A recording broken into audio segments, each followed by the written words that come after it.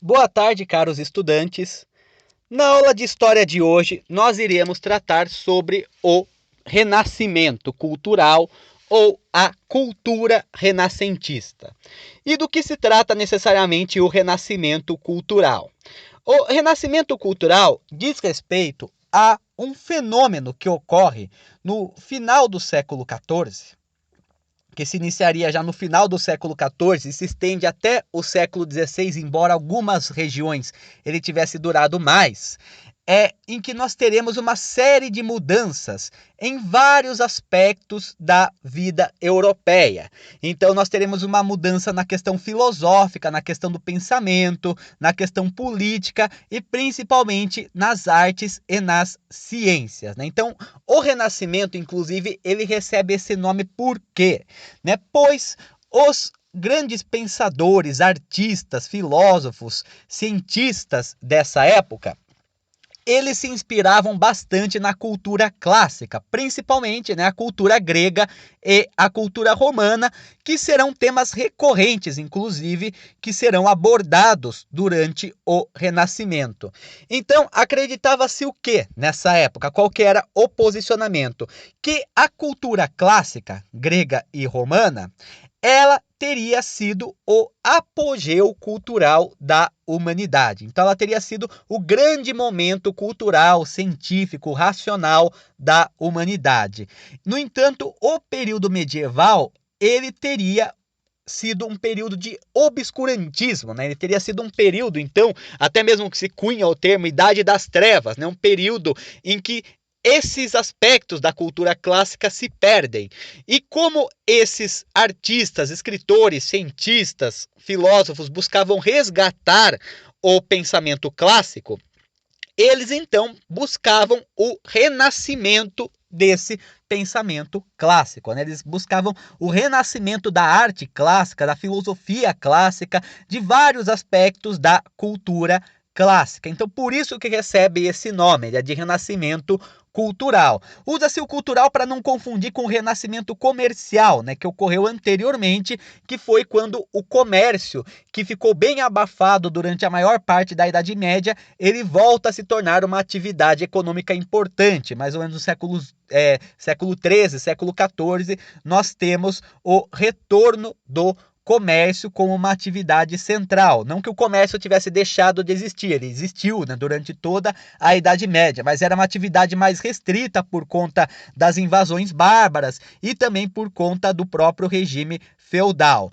Então, o renascimento cultural, ele é caracterizado como uma retomada dos valores clássicos em vários aspectos da sociedade moderna. É claro, não é uma imitação, é importante deixar isso claro. Eles não estão imitando a cultura clássica, mas eles estão adaptando a cultura clássica para os tempos modernos que eles estão vivendo, que são tempos de grandes transformações. Paralelamente ao Renascimento, nós teremos as expansões marítimas e a descoberta de novos continentes, como a América, no caso, né?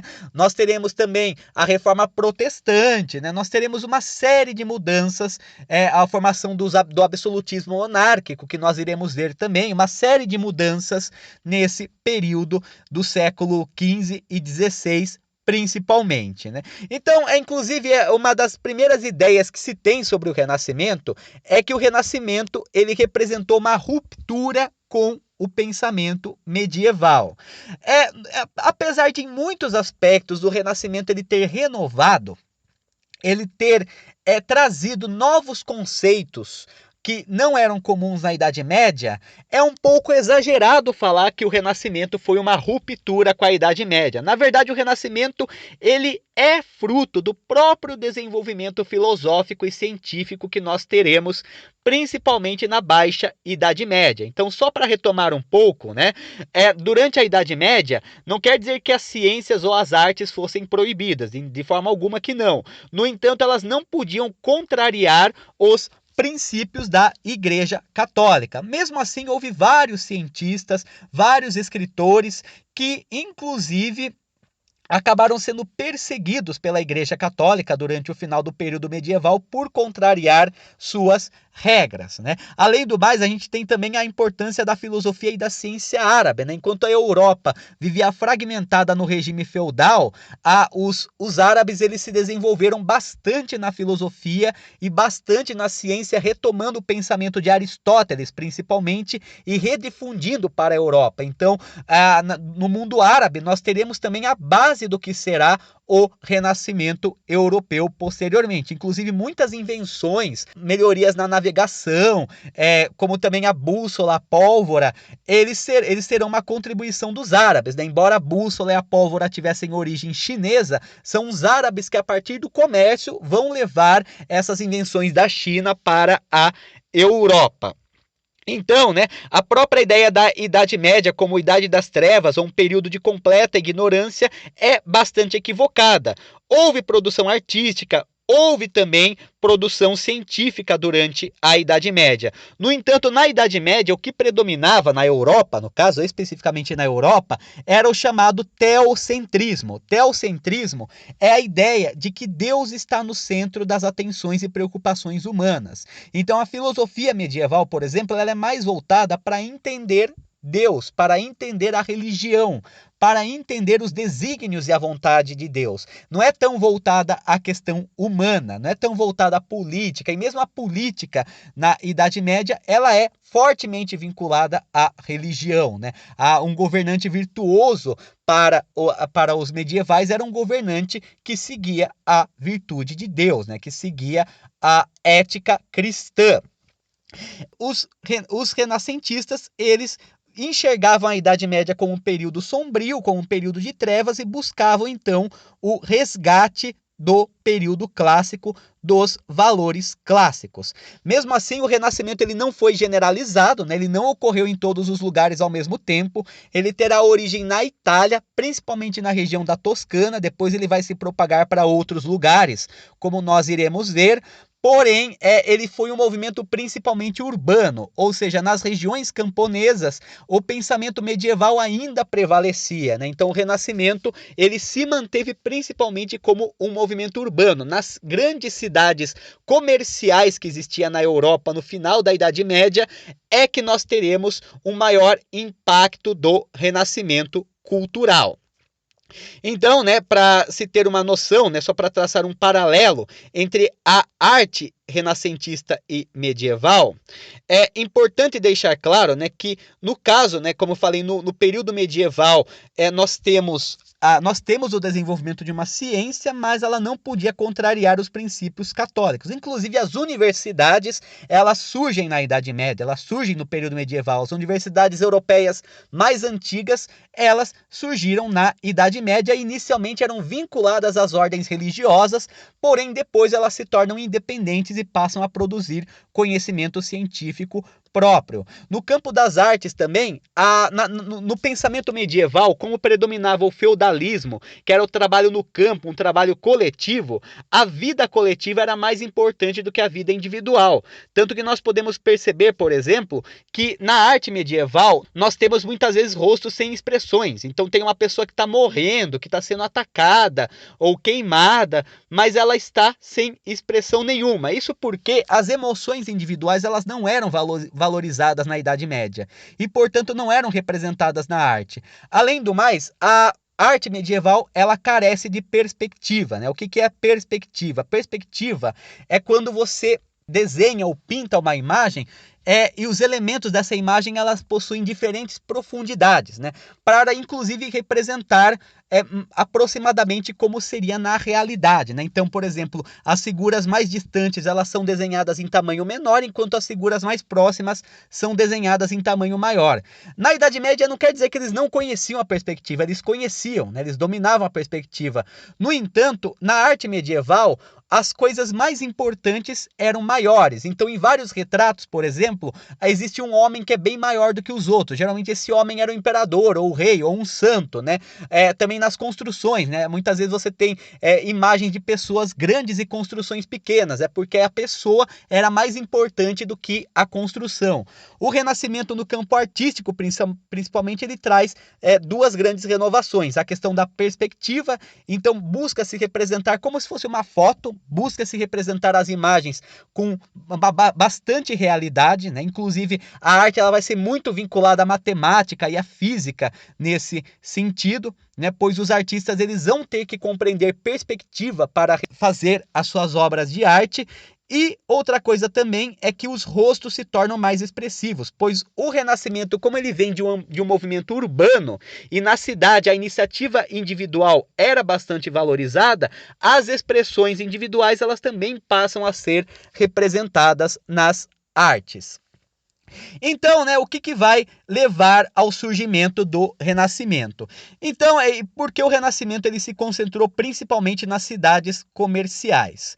Primeiramente, porque nas cidades comerciais nós teremos a classe da burguesia, que era a classe dos comerciantes, que vai ascender, que vai se elevar muito fortemente, embora ela ainda não vai ter direitos políticos, direito de participação nas decisões políticas. Como uma forma de demonstrar, inclusive, status, essa burguesia vai investir, sobretudo, na arte. Eles vão patrocinar os artistas.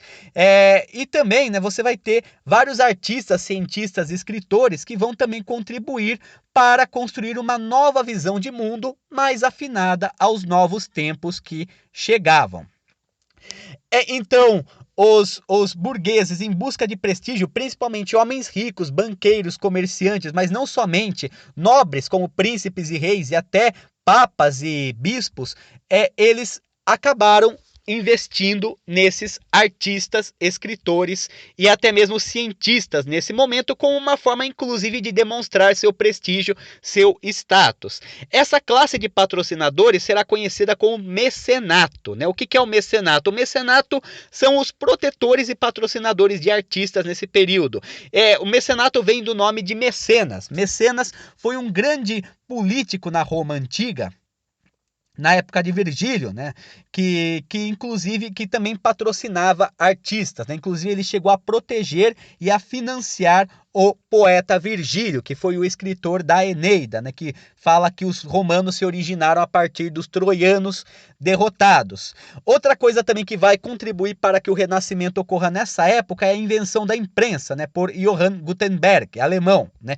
Johann Gutenberg, no século XV, ele vai aprimorar a imprensa chinesa, né? A imprensa chinesa, no caso, ela era conhecida como xilogravura, né? Ela já existia desde o começo da Idade Média. A partir dos árabes, ela chega na Europa. O Gutenberg, ele desenvolve os chamados tipos móveis, né? Os tipos móveis são o quê? São assim, você entalha em uma placa de madeira ou mesmo de metal, uma página inteira de um livro. Você derrama tinta e com isso você produz vários exemplares da mesma página, com várias talhas que representam as páginas de um mesmo livro, você produz vários livros. É importante ressaltar que até então os livros eram todos manuscritos, ou seja, escritos manualmente. Eles eram escassos, então eles existiam em poucas quantidades, eram caros e geralmente apenas abadias e mosteiros medievais guardavam os livros, concentrando inclusive os saberes dentro da Igreja Católica. Com a imprensa, fica muito mais fácil e muito mais rápido produzir um livro, inclusive barateando o custo. Inclusive, o primeiro livro que será impresso por Gutenberg será a Bíblia. E isso terá um efeito colateral que nós iremos ver posteriormente, que é a Reforma Protestante.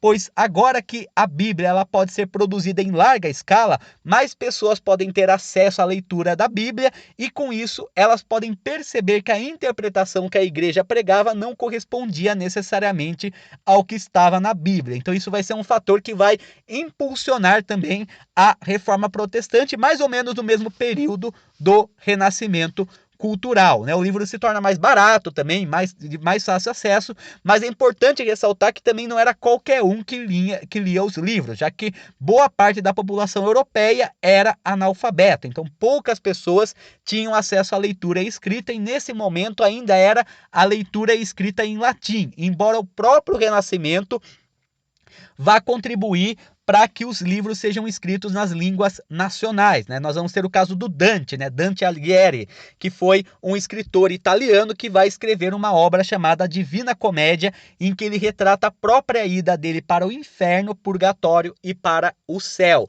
inclusive representando vários personagens históricos e contemporâneos a ele nessas três áreas, né, da cosmologia cristã. Uma característica da Divina Comédia é que ela foi escrita no dialeto toscano, que vai dar origem ao italiano. Depois outros escritores também vão escrever em língua nacional. O Luís de Camões, que escreveu o poema Os Lusíadas, ele vai escrever em português. O Cervantes, que escreve Dom Quixote, escreve em castelhano. O Rabelais, que vai escrever Pantagruel e Gargantua, ele vai escrever em francês, né? Então, o latim, embora ele ainda permaneça como uma língua da ciência, como uma linguagem científica e até da igreja, ele começa a perder espaço para as línguas nacionais, que passam a ser registradas por escrito também a partir desse momento. Outra coisa que nós teremos também como características do Renascimento deve-se ao fato de o Renascimento ele ter uma visão humanista e antropocêntrica da realidade. O que isso significa? Como eu falei anteriormente, na Idade Média prevalecia o teocentrismo, ou seja, a ideia de Deus como centro das atenções e do centro das preocupações. Então, a filosofia, ela tinha grande preocupação em compreender a vontade de Deus. A ciência mesmo, ela não estava desatrelada da religião, ela não podia escapar dos preceitos religiosos, tanto que nesse período ainda prevalecia o chamado geocentrismo, né? A ideia de que a Terra está no centro do sistema solar e o Sol e os outros planetas orbitam ela, né? No entanto, com o Renascimento, nós vamos ter duas correntes que vão mudar esse pensamento, né? O humanismo é uma filosofia moral que afirma que o ser humano e suas atividades devem ser priorizados e estudados. Então, ou seja, não é mais Deus, não é mais o mundo ou os desígnios de Deus que devem ser estudados, embora eles continuarão a ser no Renascimento, eles não serão deixados de lado. No entanto, as questões humanas, a atividade humana, a história, a política, a ética, a moral, elas passam a ser analisadas também, né? Então, o humanismo é a ideia de ter a preocupação com a ação humana, o ser humano como sujeito da própria história, não Deus, né? Não é tudo guiado pela providência divina. O ser humano é um sujeito, ele é um agente, ele é ativo na elaboração de sua jornada. Por conta disso, a atividade humana ela deve ser estudada também.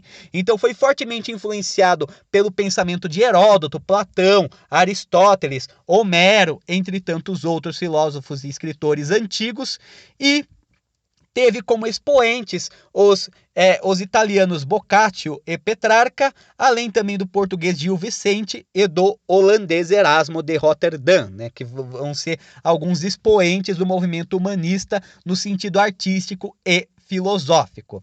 Já o antropocentrismo, ele se relaciona ao humanismo. O antropocentrismo é a ideia de que o ser humano é o centro das atenções.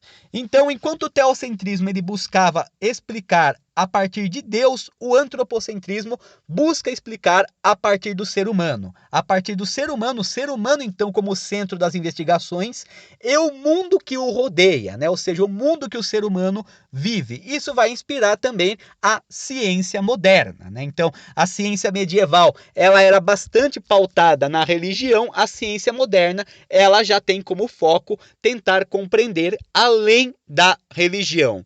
Outros elementos também que vão compreender o Renascimento é o racionalismo, ou seja, a valorização e priorização da razão. A razão, então, passa a ser a marca definidora do ser humano, e com isso, né, não é só a fé, embora a fé não deixe de existir, a crença não deixe de existir, ela não será o suficiente para explicar a realidade do mundo complexo que cercava o ser humano moderno. As explicações racionais eram cada vez mais necessárias para compreender esse novo mundo, né? Inclusive até mesmo no comércio, né? Nas cidades do comércio, as rotas comerciais ou a logística comercial, ela necessitava ser explicada racionalmente, não se podia contar apenas com a fé. Inclusive também um elemento que auxiliou bastante nessa mudança de pensamento foi a derrota dos cristãos nas cruzadas, né? A derrota militar dos cristãos nas cruzadas. Os cristãos tinham intenção de retomar Jerusalém das mãos dos muçulmanos e no final das contas, o resultado final das cruzadas eles não conseguiram. Jerusalém continua, a Terra Santa como um todo continuou nas mãos dos muçulmanos, né? Então passou-se a pensar que se Deus quisesse, nós teríamos conseguido conquistar Jerusalém, né? No entanto, percebe-se o quê? Que Deus ele não interfere tanto nas coisas terrenas como se presumia na Idade Média. Então, busca-se a explicação racional para tudo, né? Desde uma rota comercial até fenômenos naturais, até a órbita dos planetas passa a ser explicada racionalmente. A chamada postura crítica também, isso vai ser muito valorizado no Renascimento, pois o Renascimento vai ter como contraparte o pensamento da Igreja e a proposta do Renascimento será criticar o pensamento da Igreja. Criticar o pensamento da Igreja e as tradições medievais para poder desenvolver novos pensamentos. O espírito crítico ele passa a ser incentivado no Renascimento. E também com a invenção da imprensa, com mais pessoas, embora nem tantas, tendo acesso à leitura, cada uma vai interpretar os textos de maneira diferente, permitindo, possibilitando a crítica, que vai possibilitar inclusive o desenvolvimento da ciência, né? Então, uma ideia atual, ela pode ser criticada daqui a algumas décadas e com isso perceber-se que essa ideia está errada e uma nova ideia tomar o seu lugar. O Renascimento também era bastante individualista, pois ele buscava compreender o ser humano em seu aspecto individual. Cada ser humano tem suas características específicas e essas características devem ser valorizadas. Um exemplo que nós temos disso é que na arte medieval, os artistas dificilmente assinavam as obras. Eles não recebiam mérito pelas obras, pois eles consideravam que o dom artístico que eles tinham veio de Deus e eles não podiam assinar com o nome deles por conta de um desígnio que Deus deu a eles. Já no caso do Renascimento, como a postura individual passa a ser valorizada, os artistas passam a assinar as obras também. Nós teremos o naturalismo, que é a ideia de pensar a natureza como objeto de investigação, a busca por leis fundamentais para a natureza, para o universo e seu funcionamento, além também do corpo humano. Nós vamos ter uma grande revolução científica no Renascimento. Vai ser o embrião das ciências modernas, será no Renascimento. Nós teremos os estudos astronômicos, os estudos da física, nós teremos também estudos na biologia, em várias ciências nós teremos então uma postura mais crítica e uma postura mais racionalista, que vai ter como base, inclusive, a observação e a experimentação, né? A observação e experimentação que vão culminar no chamado método empírico, né? O que é o método empírico? O método empírico é o que é usado pela maioria das ciências até atualmente. É a ideia de você observar algum elemento e, a partir da observação, você testar, você experimentar a partir do que você observou para comprovar uma determinada teoria, né? Então, a observação e a experimentação são bastante usadas até hoje na ciência. É a iniciativa de você tentar comprovar uma tese a partir da observação e a partir do teste, testar várias vezes se aquele elemento ele reage daquela maneira para estabelecer então uma lei geral, para estabelecer então uma teoria científica, para estabelecer uma tese científica.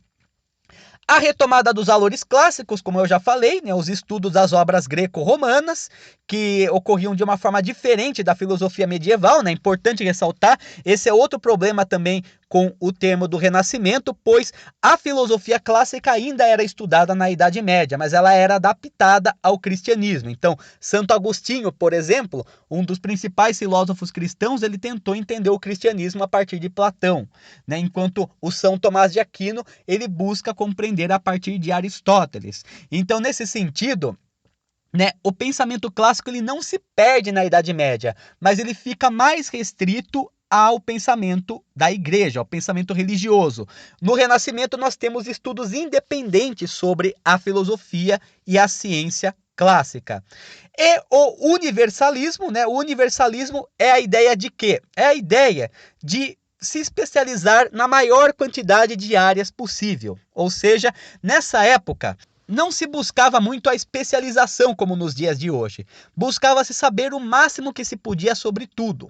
Então, os grandes pensadores do período renascentistas, eles eram polímatas, ou seja, eles entendiam sobre várias coisas ao mesmo tempo. Diferentemente de hoje. Hoje a gente sabe que é impossível nós sabermos tudo. É muita informação com que nós lidamos e hoje a especialização é bastante valorizada. Então o cara, ele fez biologia, ele faz um mestrado e doutorado em biologia molecular, que seja, ele vai ter pleno domínio de biologia molecular e estará apto a trabalhar em qualquer ramo que envolva biologia molecular. Ele será uma referência nesse assunto. No entanto, ele será especializado nesse assunto e não em outro. Já no caso do Renascimento, valorizava-se o que sabia de mais áreas, o que dominava mais áreas. Um dos grandes expoentes do universalismo renascentista foi justamente Leonardo da Vinci, o artista italiano. Leonardo da Vinci, ele foi não apenas um artista que modernizou completamente a arte, usando as noções de perspectiva e usando também diferentes combinações de tonalidade de cor, né, o sfumato, como é conhecido, né, para fazer com que as obras tivessem uma realidade maior, representassem a realidade com maior precisão, como também ele estudou botânica, ele estudou as plantas, né? Ele estudou também medicina, né? Ele fez vários desenhos anatômicos, ele dissecou vários corpos, o que era proibido pela Igreja Católica na época, né? Os estudantes de medicina muitas vezes tinham que contrabandear corpos de cadáveres para o laboratório para conseguir estudar os corpos, pois era blasfêmia você dissecar o corpo de um morto, que poderia levar inclusive à pena de morte. Leonardo da Vinci ele descreveu muito sobre o funcionamento do sistema circulatório, até mesmo sobre a gestação, ele teria feito alguns esboços. Além do mais, ele foi engenheiro e projetou uma série de máquinas que, por conta da falta de tecnologia, não foram colocadas em prática na época dele, mas ele teria projetado a primeira metralhadora, o primeiro avião, o primeiro submarino, o primeiro balão, o primeiro helicóptero, entre várias outras obras que ele não conseguiu fazer funcionar na época dele. Além disso, nós temos também o hedonismo, que é a valorização da vida terrena e do prazer material, né, do prazer mundano, é algo bastante valorizado no Renascimento. O mecenato, que, como eu falei, são os patrocinadores de artistas, geralmente comerciantes, grandes comerciantes, mas não só, nobres e até clérigos também passaram a patrocinar e proteger artistas. E a busca pela perfeição e pelo equilíbrio. A noção de beleza que nós temos atualmente, em grande parte, veio do Renascimento, que é a ideia da beleza harmônica e simétrica, né? Então, onde está a beleza nos tempos de hoje, né? Está na harmonia das formas, né? Esse é um pensamento que, na verdade, já era da Grécia Antiga, né? Um pensamento bem aristotélico, na verdade, né? Mas que é retomado pelo Renascimento, né? Embora depois a arte moderna critique esse posicionamento, ela é a base de muitos dos padrões de beleza que nós temos contemporaneamente. O local de origem do Renascimento será a Península Itálica, principalmente a região da Toscana, onde ficavam as cidades de Florença, Arezzo e Pisa, né? Nessas cidades que nós teremos o berço do Renascimento. E por que o Renascimento ele se originaria especificamente nesse local? Basicamente, né, há várias explicações do porquê o Renascimento teria começado na Itália. A primeira explicação se diz respeito ao fato de que, já no final da Idade Média, as cidades italianas elas enriqueceram muito com o comércio, e com o enriquecimento com o comércio, elas permitiram o florescimento do individualismo e também o surgimento de uma classe de mecenas, né, o surgimento de um mecenato, de patrocinadores de artistas, já nesse período. Então você vai ter uma classe mercantil muito forte que vai originar os mecenas e também uma grande troca de informações com outros povos, principalmente povos do Oriente também, né? Como os árabes mesmo, que, como eu falei, eles tinham um grande domínio da ciência no período medieval, e que vão ser trocados com os comerciantes italianos. Outra coisa também que ocorre é que, em 1453, a cidade de Constantinopla, que era a capital do Império Bizantino, ela é tomada pelos turco-otomanos. Pouco tempo antes disso, muitos sábios bizantinos eles fogem para a Península Itálica, principalmente para as cidades da região da Toscana. E lá eles levam muito material além do seu conhecimento. Outra característica é que os sábios bizantinos falavam grego. Na Europa medieval, praticamente ninguém falava grego antigo. Mesmo as obras filosóficas gregas eram traduzidas para o latim.